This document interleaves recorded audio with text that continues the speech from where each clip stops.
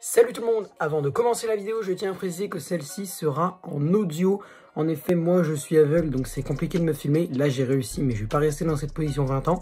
Donc du coup, je vous retrouve pour la vidéo en audio. J'espère que le contenu, lui, restera le même pour vous. Goodbye.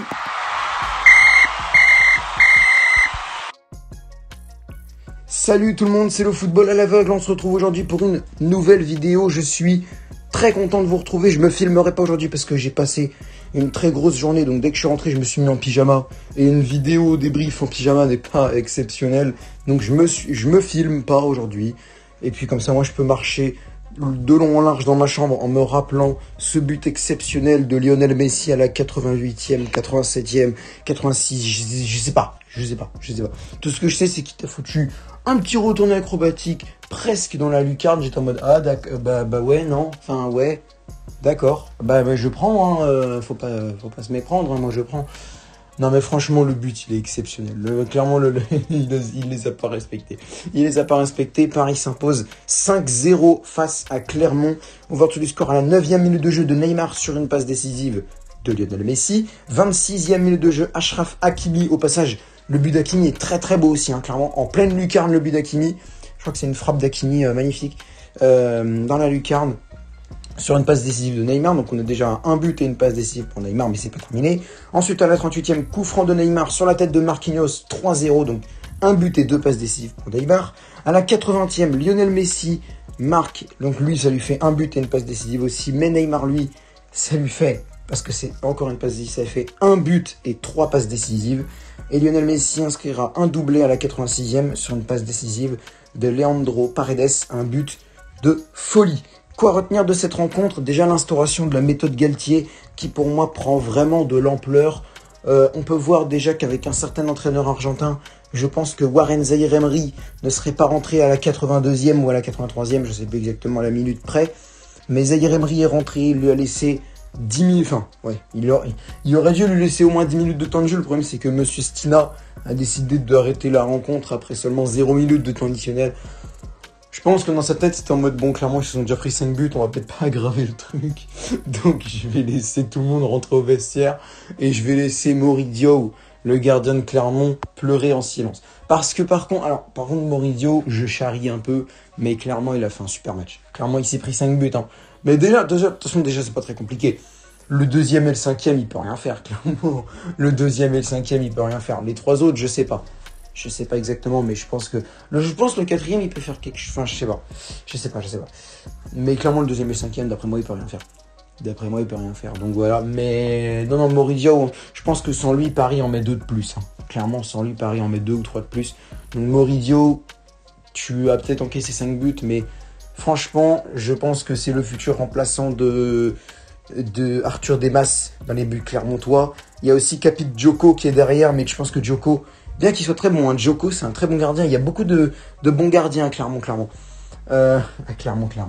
En tout cas, ouais, je pense que Dio, il peut largement aller espérer rentrer dans la hiérarchie des gardiens clermontois, essayer de prendre la place de numéro 1 ou de numéro 2 derrière Djoko. Mais clairement, Dio a fait un super match. Johan Gastien aussi que j'ai trouvé pas mal, même si bon, je trouve qu'il a touché beaucoup de ballons, mais il n'en a pas fait grand chose. Clairement, les Clermontois, ils n'ont pas eu grand chose à faire. Hein. Franchement, je trouve qu'ils n'ont pas eu grand chose à faire. C'est plutôt Donnarumma, il a rien eu à faire. Après, il continue à faire des relances dignes de rien en fait. C'est nul. Ces relances sont j'ai peur.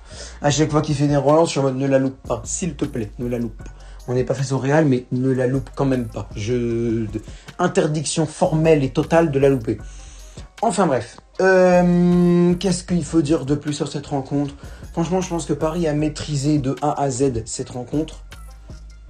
Je pense que pour la suite, ça promet du lourd. Alors, on va pas s'enflammer parce que j'ai déjà quelques potes qui commencent à dire « Ouais, pour la Ligue des Champions, je le sens bien. » C'est Clermont. Alors, Clermont, c'est une très bonne équipe, mais tu peux pas comparer Clermont et Manchester City. Donc, tranquille, c'est le début de saison. Les mecs se chauffent pour la Coupe du Monde 2022. Crois pas qu'après, si, ça va peut-être rester. C'est possible que ce soit juste pour la Coupe du Monde et qu'après, ils se détendent un peu. Hein. Mais après, je pense pas, mais voilà. En tout cas, clairement, Paris a fait un superbe match. Clairement, on n'a pas montré grand-chose. Et maintenant, il faut se concentrer sur le deuxième match. Le deuxième match de Paris, je ne sais même plus contre qui c'est. Tout ce que je sais, c'est que Paris, pour le moment, est leader du championnat. Je ne pense pas qu'on nous rattrapera sur cette journée-là. Je vois pas vraiment Nice mettre 5 buts à Toulouse, ni Lille mettre 5 buts à Auxerre, Montpellier mettre 5 buts à 3, Lens mettre 5 buts à Brest, Angers mettre 5 buts à Nantes, ou l'inverse dans tous les cas. Je vois pas Rennes mettre 5 buts. Ah, si Rennes mettre 5 buts à Lorient, c'est pas impossible. 3 ou 4 au moins. 3 ou 4, c'est pas impossible. Et je vois pas Reims mettre 5 buts à Marseille, et je vois pas Marseille mettre 5 buts à Reims. Donc clairement, je pense que Paris va rester premier. Peut-être à ce moment-là, premier ex-aequo, si jamais il y a un 5-0, mais c'est tout. Clairement, je vois pas plus. C'est tout en vrai, parce que il n'y a pas vraiment de grand-chose de plus à dire. Je vais vous laisser, les gars. Je vous laisse avec deux choses. Premièrement, n'hésitez pas à regarder le but Guingampais, le deuxième but de Guingamp face à Laval en Ligue 2, mon club de cœur qui a gagné 2-1 aujourd'hui face à Laval, et qui est d'ailleurs leader de Ligue 2. Donc Guingamp PSG l'année prochaine, ça arrive. N'hésitez pas à aller regarder le deuxième but de Guingamp parce que c'est autant un chef-d'œuvre que celui de Messi. Clairement, c'est clairement un super chef-d'œuvre aussi. Et deuxième chose, allez faire un petit tour sur la chaîne de Benjamin le Ninja. Je mettrai sa chaîne en description. Je le mentionnerai en description. Et donc, n'hésitez pas à y faire un tour et regardez sa dernière vidéo parce que si je suis rentré tard aujourd'hui, c'est parce que j'ai passé la journée avec lui. C'est la première fois qu'on se voyait. D'habitude, on s'appelait, on s'envoyait des messages vocaux.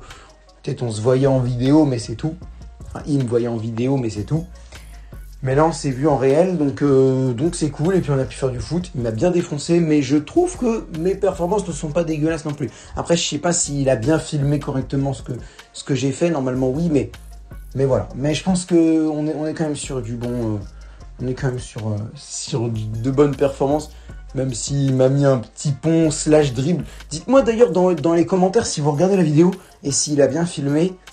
Est-ce que c'est un petit pont ou un dribble? Parce que moi je trouve que j'ai les jambes. Le moment où il fait où je l'ai mis un petit pont. Moi je trouve que normalement j'ai les jambes croisées. Donc normalement le ballon passe à ma gauche. Il me semble qu'il passe à ma gauche le ballon. Ce qui fait que normalement c'est pas un petit pont, c'est un dribble. Donc je ne sais pas. Allez regarder et dites-moi si c'est un petit pont ou un dribble parce que moi j'hésite. Franchement je sais pas trop. Bon, sur ce, je vous laisse. Et puis, prenez soin de vous. On se retrouve normalement demain pour Rennes-Lorient. Et bonne journée à tous.